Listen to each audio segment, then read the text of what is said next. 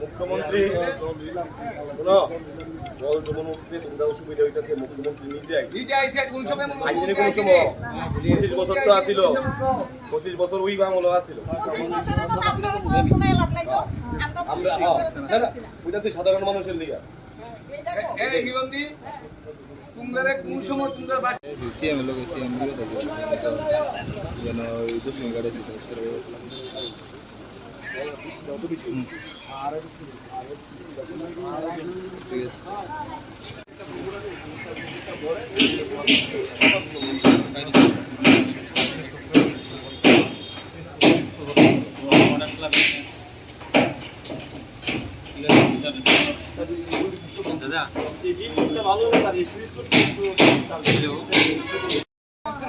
দাদা আমরা আগে সব সময় বিকি তোমরা কে দেখ কোন সময় নাই আমরা মুখ্যমন্ত্রী জল যেমন উঠছে তোমরা অসুবিধা হইতেছে মুখ্যমন্ত্রী নিজে আইছে কোন সময় 25 বছর তো আছিল 25 বছর ওই বাংলা আছিল আমরা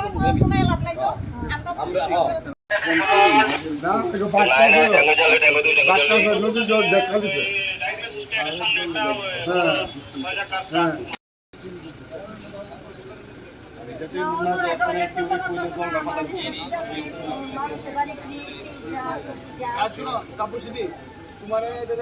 মিলন দি তোমরা মুক্তি রে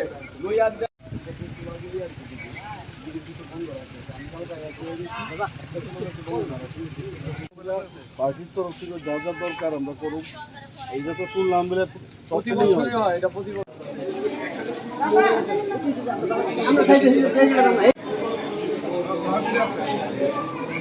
জল কমে গেছে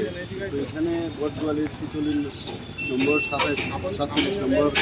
যে বুথ সেখানে জল ব্যাকফ্লো হচ্ছে তো সেইসব জায়গা দেখছি কিছু কিছু জায়গার মধ্যে আমরা শরণার্থী শিবিরও করেছি কিছু ভোট আনার জন্য আবার ব্যবস্থা করেছি আমি কালকে 6টা ভোট চলেছে আগরতলা শহরে এখানেও আমি এখন বলেছি আধিকারিকদের ভোট এখানে নিয়ে আসে তো সব জায়গায় দেখছি এমনিতে সার্বিক পরিস্থিতি আন্ডার কন্ট্রোলই আছে কিন্তু এরকম প্রাকৃতিক দুর্যোগ কিছু করার নেই তবুও চেষ্টা করছি এবং কোন কোন জায়গা দিয়ে কী কী সমস্যা এখানে কি প্রতিনিয়তই হয় তো এইগুলো নিয়ে আমরা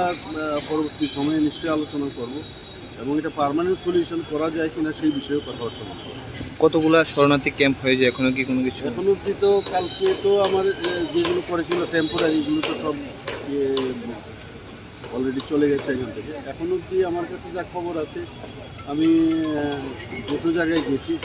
আর বাকিগুলো এখন আমি জানি না গেলে বুঝতে পারবো কতগুলো শরণার্থী ক্যাম্প হয়েছে কারণ ওদেরকে আবার ওখান থেকে নিয়ে এসে তারপর দেখতে হবে আর সমস্ত শরণার্থী শিবিরগুলোতে আমাদের সমস্ত ধরনের হেল্প খাওয়া দাওয়া চাই জল সব ব্যবস্থা করে দিয়েছি